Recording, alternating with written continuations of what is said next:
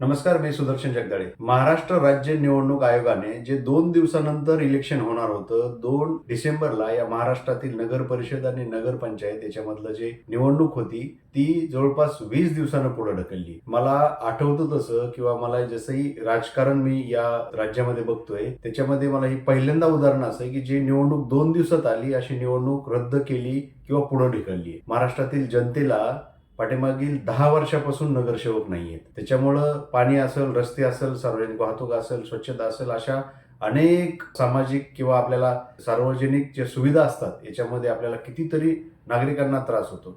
मी अशी अनेक उदाहरणं बघतो की नागरिक, मी आता IT मध्ये होतो तर ITतले आमचे मित्र असतील, इंजिनियर असतील किंवा या भागातील जे नवतरुण आहेत, जे युवक आहेत, ते महाराष्ट्रापेक्षा किंवा भारतापेक्षा विदेशाला त्यांनी आत्मसात करणं किंवा विदेशात जाऊन स्थलांतरित करणं याचं प्रमाण वाढलंय.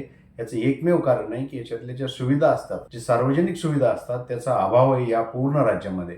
रस्ते असतील, पाणी असेल. आम्ही फुरसुंगीमध्ये प्रचार करायला गेल्यावर आढळलं की तिथं गुडघे इतके खड्डे आहेत, पाणीच असलेले, दुर्गंधी आहे. कितीतरी ठिकाणी आम्ही बघतो की कचऱ्याचे असे ढीग लागलेले आहेत. शाळा, दवाखाने ह्याचा पत्ता नाही कुठेही. म्हणजे तुम्ही कितीतरी ठिकाणी बघतो की ती स्ट्रीट लाईट नाहीये. अशा परिस्थितीमध्ये निवडणुकीला मतदान करणार होते. बदल घडवण्याच्या मानसिकतेमध्ये नागरिक आहेत या महाराष्ट्रातले, आणि त्यांना तुम्ही मतदान पण करून देत नाहीयेत. मुळामध्ये मला तर असं वाटतंय की या राज्यामध्ये किंवा देशभरामध्ये ज्या पद्धतीनं मतदारामध्ये घोळ केला जातो, याद्यामध्ये घोळ आहे, इथले मतदार काढून तिकडे टाकायचे, दुबार मतदार, तिबार मतदान, जे जिवंत आहेत त्यांचे मतदान डिलीट करायचे, म्हणजे जो हा खेळ चाललेला आहे ह्याच्यातून एक नक्कीच दिसतंय तुम्हाला आणि आम्हाला की कुठंतरी निवडणुकीचं महत्त्व कमी करायचं, मताचं महत्त्व कमी करायचं, मतदाराच्या मनामध्ये नेहमी संशय येईल असं वातावरण तयार करायचं. आणि एकूणच असं दिसतंय की एक दिवस असेल की या राज्यामध्ये निवडणूकच होणार नाही. या भारतीय जनता पार्टीच्या आणि राज्य निवडणूक आयोगाची मानसिकता जर तुम्ही बघत असाल तर तुम्ही जो सामान्य कार्यकर्ता आहे, नगरसेवकासाठी जो निवडणुकीला सामोरं जाणार आहे, मग हे सर्व पक्षीयच आले, भारतीय जनता पार्टीचे आले, काँग्रेसचे आले, राष्ट्रवादी काँग्रेसचे आले, आम आदमी पार्टीचे नगरसेवकाचे इच्छुक उमेदवार आले. सर्वांनी वेळ टाकलेला आहे, आपला पैसा खर्च केलेला आहे, कुटुंबांना सहयोग केलेला आहे आणि सर्वांनी आर्थिक गणित सुद्धा कोलमाडणार. तुम्ही 20 दिवस प्रचार, म्हणजे या सर्व इच्छुक उमेदवाराचे मानसिकतेवर किती मोठा खेळ या राज्य निवडणूक आयोगाने केलेला आहे.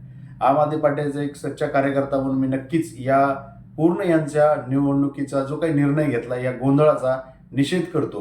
आणि मला माझ्यासारखं तर तरुण अजूनही घट्ट येते की आम्ही फाईट मारणारच, आम्ही यांच्या विरोधात लढतच राहणार, अशी मानसिकता आम्ही खोडून काढणार आणि या महाराष्ट्रातून अशी मानसिकता संपली पाहिजे, यासाठी आम्ही सातत्यानं लढत राहू. मी माझ्या प्रत्येक कार्यकर्त्याला विनंती करतो की जशा पद्धतीने आपल्याला वेळ मिळाला आहे किंवा ही निवडणूक जर पुढे गेलेली असेल तर ह्याचं आपण या संधीचं सोनं करू आणि परत या अशा मानसिकतेच्या लोकांना राजकारणापासून लांब ठेवण्याचं काम करू. आणि या महाराष्ट्रामध्ये नागरिक परिवर्तनासाठी एक योग्य पर्याय बघतायत आणि तो आम आदमी पार्टीच पर्याय देऊ शकतो. एवढंच बोलतो मी तर आज. आणि आपल्या सर्वांना येऊ घातलेल्या निवडणुकीत परत एकदा जोमानं काम करण्यासाठी, लढण्यासाठी मी तुम्हाला सर्वांना आवाहन करतो आणि इथं थांबतो. धन्यवाद. जय हिंद, जय महाराष्ट्र.